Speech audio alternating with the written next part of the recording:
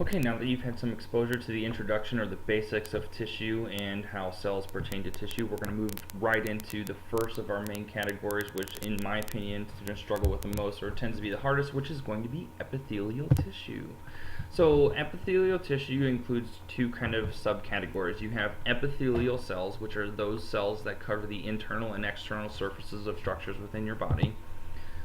Just a quick example of that. So if you look in this particular diagram here, you'll see that there's epithelial tissue in your lungs, there's epithelial tissue in your kidneys, there's epithelial tissue in your intestines or your digestive tract.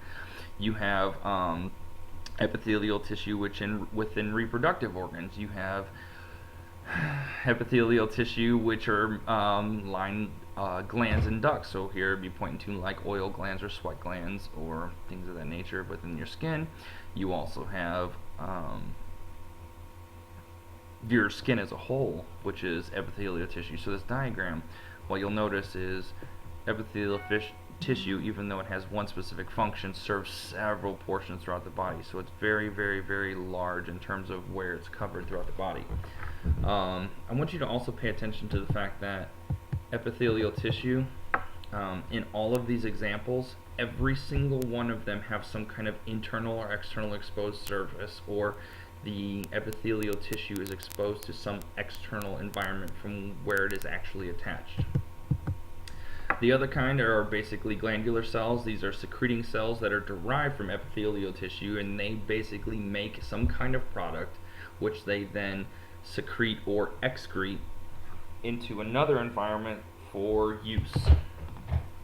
Looking at this diagram here, it kind of goes over some of the major glands for males and females and kind of what they do. A lot of them create hormones, a lot of them create chemicals that can be used in feedback loops, whether it be positive or negative feedback loops, but we'll get a little bit more into those in detail here in just a little bit. So here are the major characteristics of epithelial tissue. One of the first things is the cells are extremely close together. You have these two terms. You have the gap junction, and what you'll notice is the junction between epithelial cells tends to be a very tight junction, meaning they are close together. They have very limited ability to separate from each other, and if they do separate from each other, you will tend to have some kind of disruption in homeostasis. They have a free surface exposed to some environment, whether it be external or internal, and or that environment is lines the inside of some kind of passageway or chamber. So think of like your intestines as a tube or a hose. The inside lining of that would be covered with epithelial tissue. So taking a look at this picture, if you notice, each one of these cubes, you would say, is going to be one epithelial cell. You'll notice that right in between each of these epithelial cells, you notice it is a very tight, very close together junction between the cells. See? Tight junction. Very fancy, right? Other characteristics you're going to notice is it's exposed to a free environment. So around here, this environment outside of the ciliated portion of the cells is some kind of external environment that is not a portion of this epithelial tissue. You will notice that it's also broken down into the epithelial layer, and then typically epithelial cells are attached to some kind of basement membrane that is composed of connective tissue.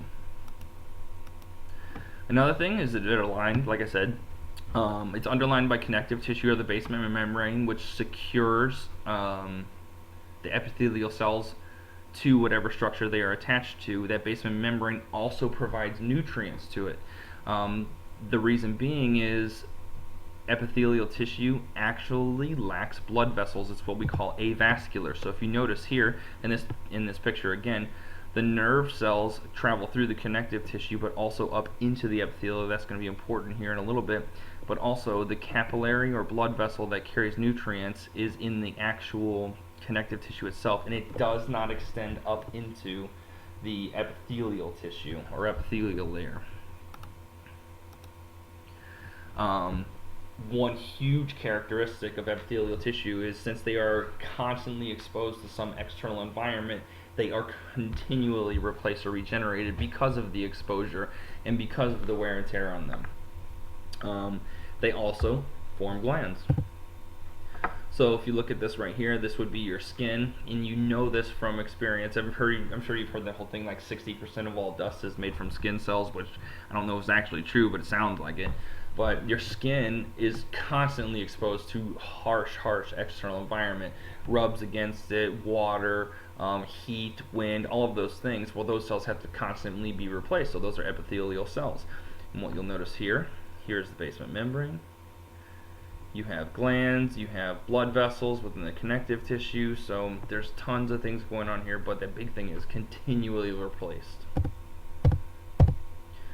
Also, so what does epithelial tissue actually do for you? Well, they have a wide range of functions. The first one is going to be absorption.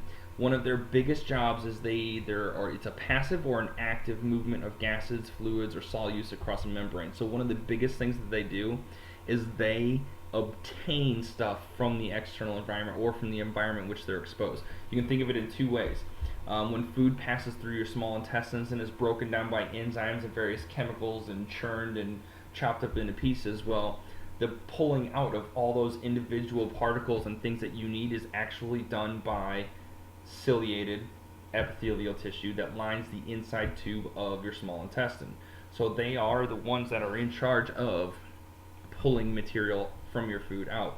You can also look at it in terms of the movement of gases. So in your lungs have these things called alveolar sacs, which are lined with epithelial tissue, and what they do is they absorb and get rid of oxygen and carbon dioxide from the bloodstream in the lung tissue. Another thing they do is secretion.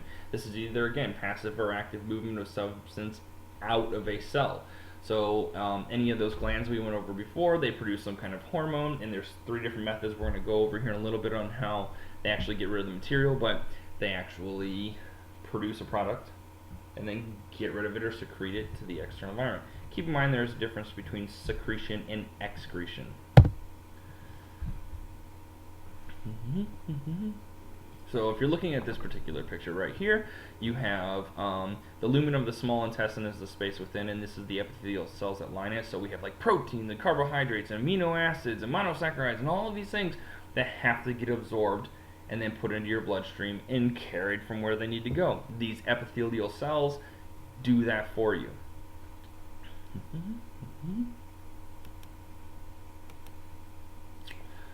Here's that example I was giving about the diffusion of gases across the membrane. So these are the alveolar sacs or alveoli, and they're typically rounded, and they have capillary beds around them where carbon dioxide leaves the blood vessels and is transported through the epithelial tissue to the ducts and then out the bronchiolar tubes, etc., etc. And then they also obtain oxygen through that.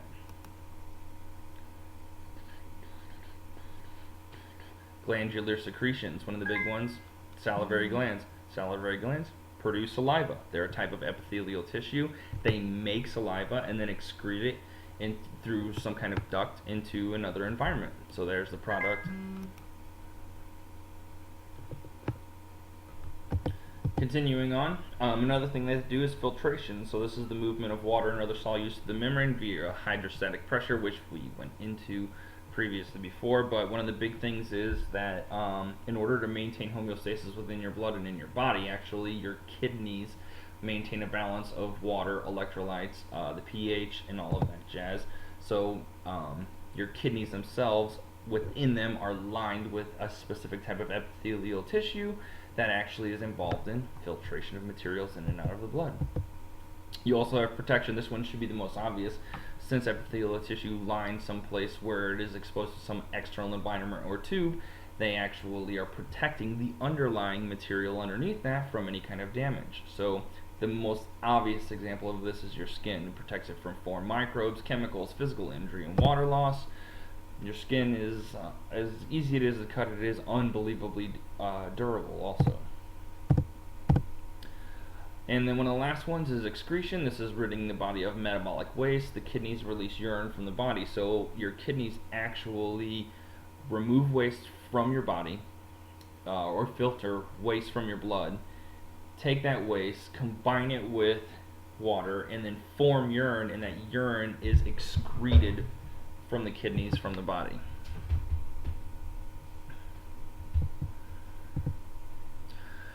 One of the last things they do, and one of the most interesting, in my opinion, is actually called surface transporter. This is the movement of materials by cells that contain cilia. Cilia are those small hair-like or finger-like projections that actually cause some kind of flow or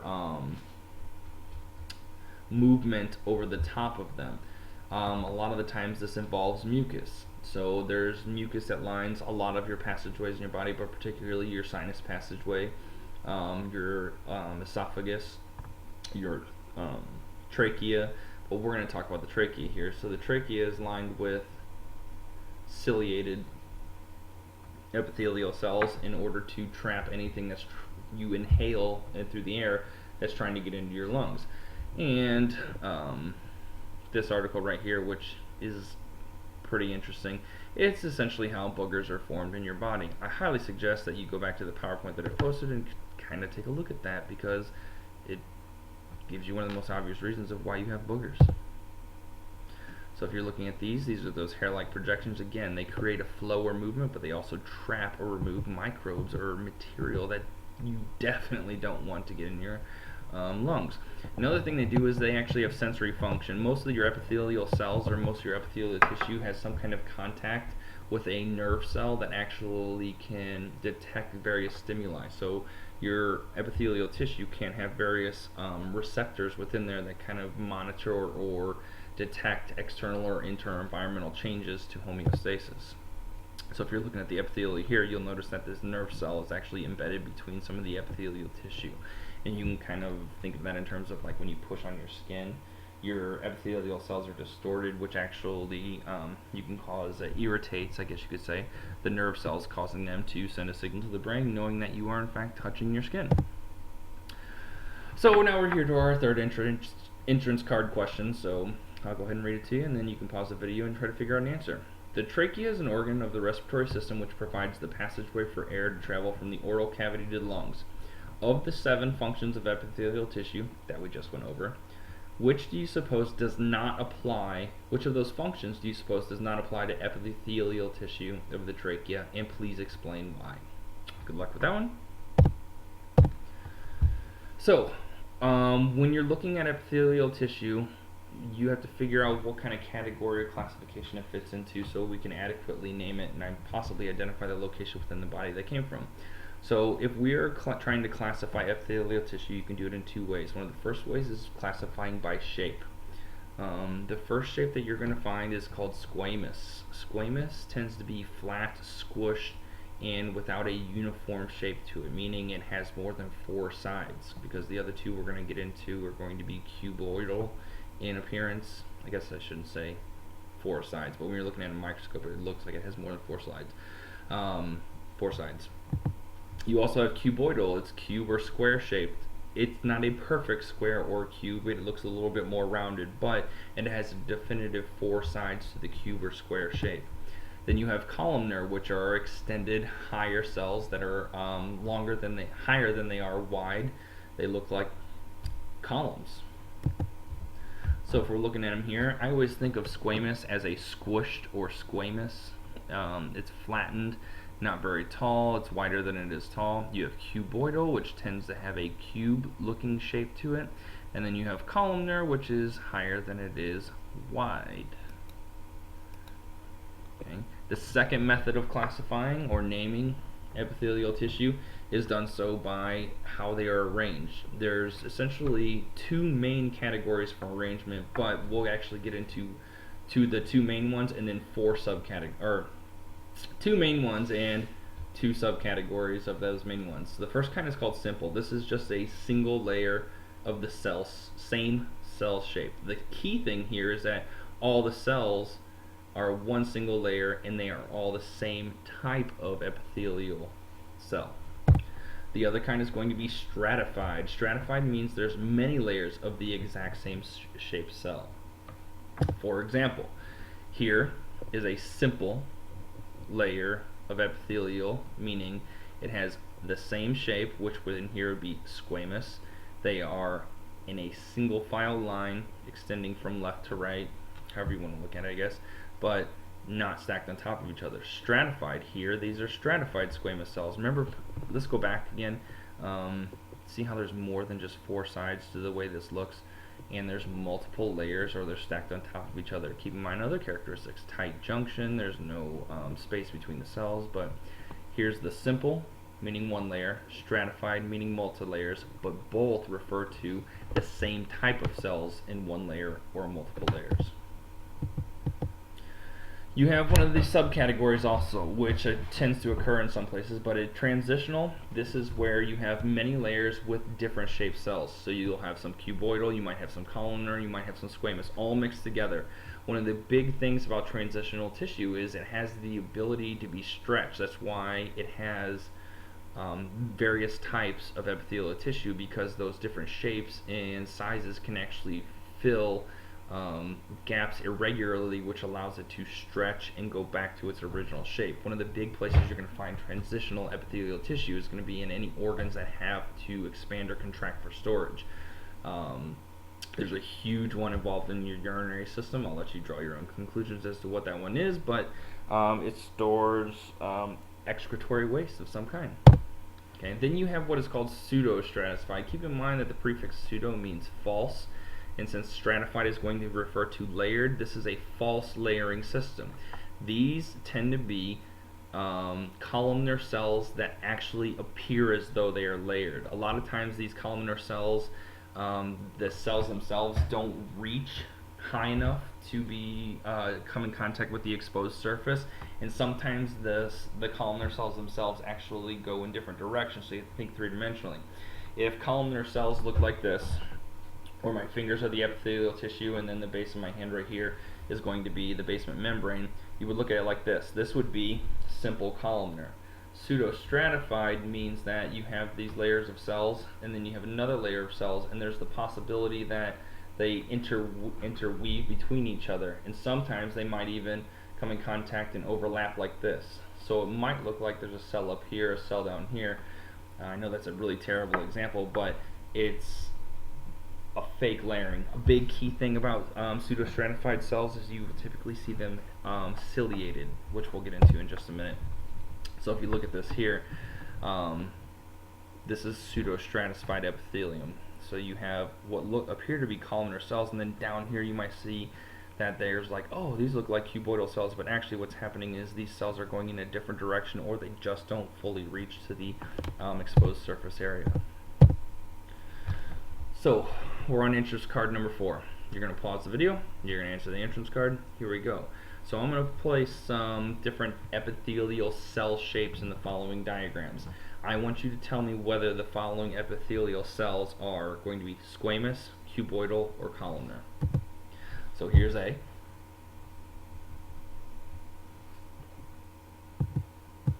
B.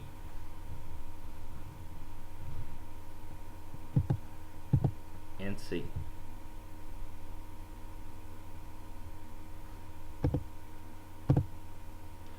And believe it or not, we're going to follow that up with interest card question number 5. Same situation. Instead of identifying the cell shape in this one, I want you to identify the type of arrangement of the cells in the following diagram. So there is A. You don't have to give me the cell name, just give me the arrangement, whether or not it is a single layer or multiple layer, but actually use the fancy names I gave you a second ago. B. And C. So, since we now went over since we just went over this different cell shapes of epithelium, and we went over the different layering methods or the arrangement methods, this is where we can get into how you actually name them. When you name epithelial tissue, you combine the arrangement type with the cell shape. So you always put the way it is arranged, follow that up with the cell shape. For example, you have simple squamous, simple referring to one single layer, squamous referring to the squished or flattened cell look. So this is a single layer of continual squamous cells. You have stratified squamous. This is stratified referring to the arrangement of different layers of the same type of cell, which would be squamous. Then you have simple columnar, one layer, columnar shaped cells. If for some reason you're looking at a microscope slide, you're trying to identify tissue, and you see that that tissue has cilia, those finger-like projections that extend from the top that kind of look like hair, what you do is you add the term ciliated in front of that name. So then we get things like ciliated simple columnar. We also get ciliated pseudo-stratified, meaning there are cilia, Single layer referring to the simple, and columnar referring to the shape. Ciliated, single layer, column cells. Ciliated, fake looking layers. So, let's move on to interest card number 6. I'm going to have you pause the video and you're going to answer the following questions. I want you to name the type of epithelial tissue that comes up on the next slide. Keep in mind how you name things. You name it arrangement first, cell shape second. Here we go. What would you call this specific type of epithelial tissue? I want you to think of how it's arranged. Is it simple or stratified? And then I want you to think of the shape. Is it squamous, cuboidal, or columnar? I'll help you out with this one. If you notice, one layer, second layer, possibly a third, so that would be stratified, and then you will notice it has basically, each cell has 4 sides to it, almost looking cube shaped, so this would be stratified cuboidal.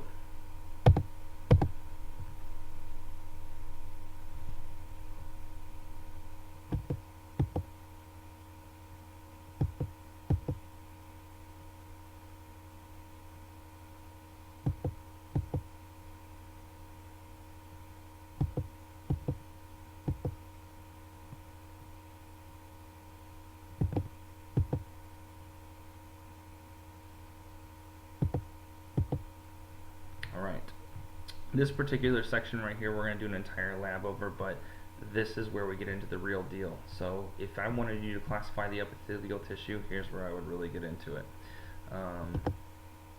These are actual pictures. We will practice this in a lab. You're more than welcome to try to identify these 6 types. This one right here, which is number 1.